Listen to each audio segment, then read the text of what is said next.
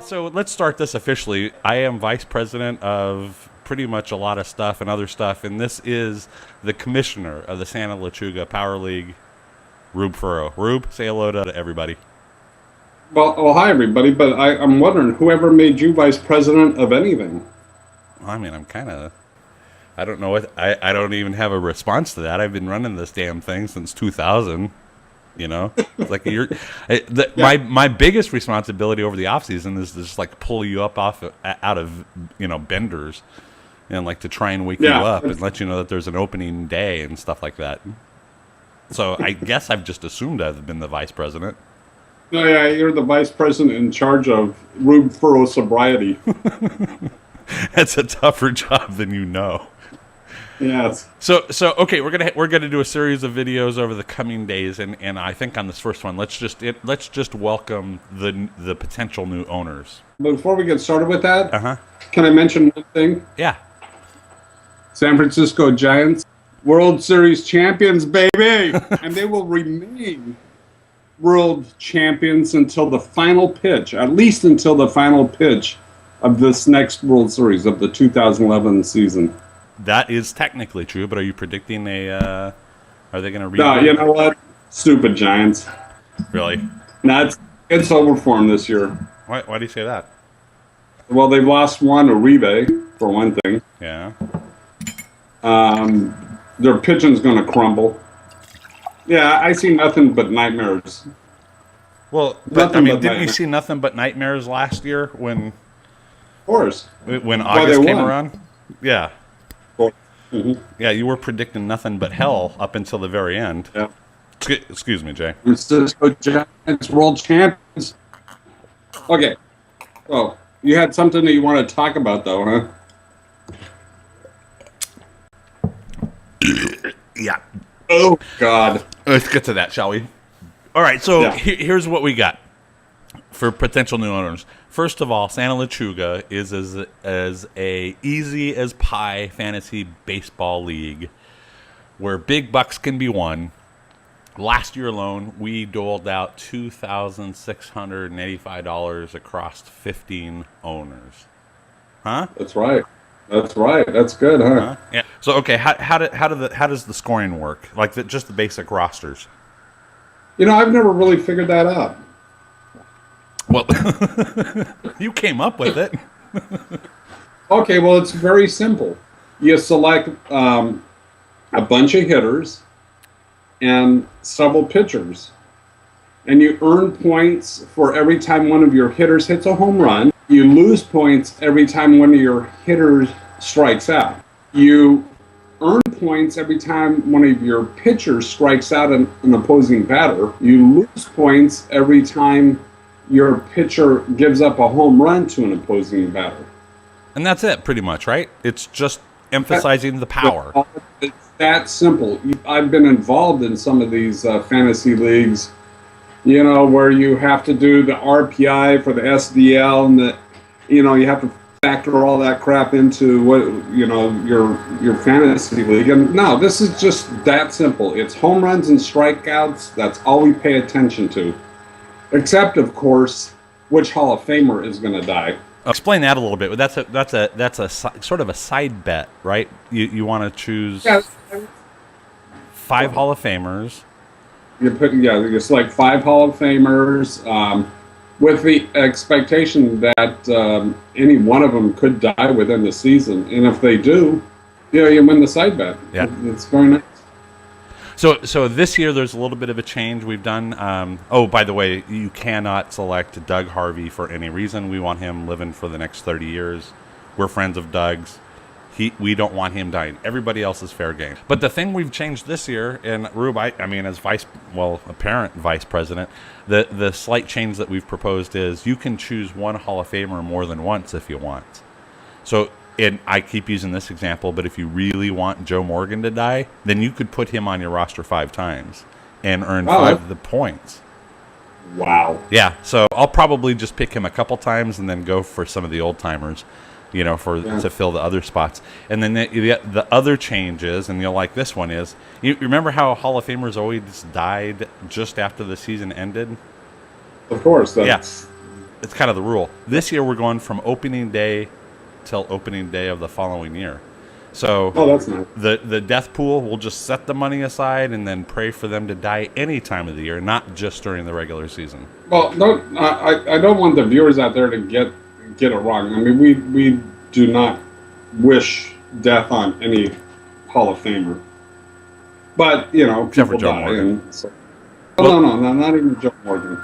Well, and the other rule that you need to keep in mind, if you have any hand to play in the death of the Hall of Famer, you don't get any of the points.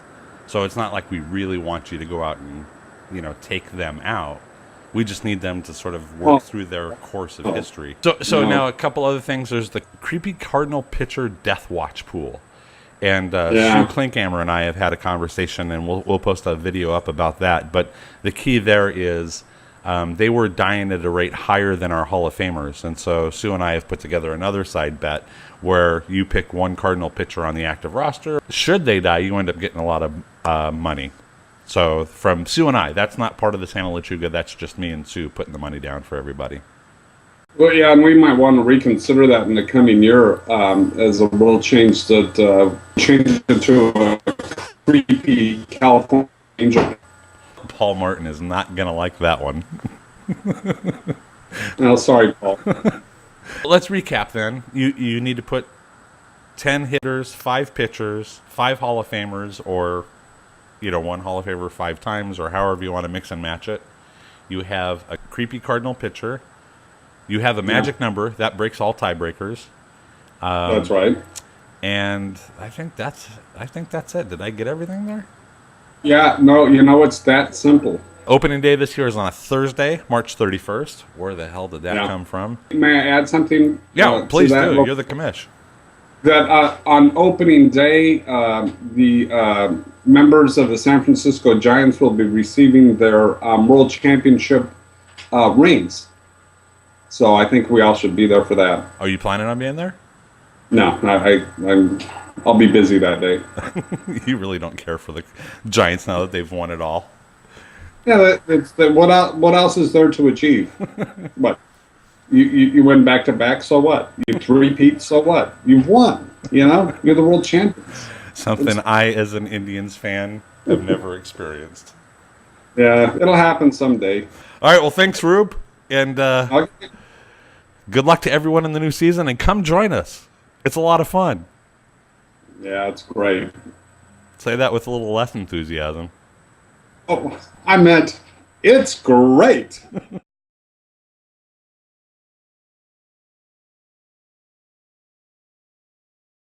So, well, you tell me, what do you want to impart about Rube?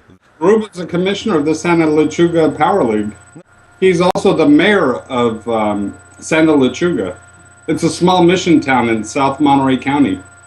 Right outside of Salinas, right? Right. Yeah, but the problem is he spends so much time working the Santa Lechuga Power League that he hardly gets any city business done. Santa Lechuga is crumbling. They had to lay off their entire public work staff. Yeah, they had to cut their teachers' salaries in half. Oh, damn. And in order to do that, I mean, all of a sudden, Rube Furrow had to do a lot of work, because he had to keep laying people off. So he had to increase his salary by $50,000 this year. Well, I mean, if he's teaching all the kids, or he's taking care of cleaning the streets. He's not doing that stuff. He's fixing the water breaks. No. No. Really? No, so is anything getting done in the city? Yeah, he's laying people off. It's a lot of administrative nightmares. All of a sudden, the chief of police, he had to lay off the chief of police, and right off the bat, just before it happened, the chief of police filed a workers' comp claim, and is suing the city for a couple $1 million. And SB Espinosa, right? That's the city. Yeah, right. SB Espinosa. So here's the problem, Jay. You're talking in third person. Like, you should be talking about it like it's you. Oh yeah. Oh no. Rube Furrow speaks in the third person. Oh, that's right. What was your inspiration for this league? Because you founded this back in the 1800s, right? Yes, in 1889 to be precise. It all started in the city of Santa Lechuga in City Hall, and the pastor of Mission Nuestra Santa Lechuga, it was an inveterate gambler. I mean, he was an addicted gambler, and he was always running these little pools and stuff. And the Santa Lechuga Power League was one of the things he liked to do with his parishioners. And so he died, and I took over. And it's the rest is history. It's become an international sensation. It really has. We've had people from Germany, Mexico, anywhere else like other. It seems like we have. Well, did I mention it was an international sensation? Oh, well, we don't have to go that counts. list, Yeah. do we? Yeah, you're right. Yeah, okay. You're right. Yeah, okay.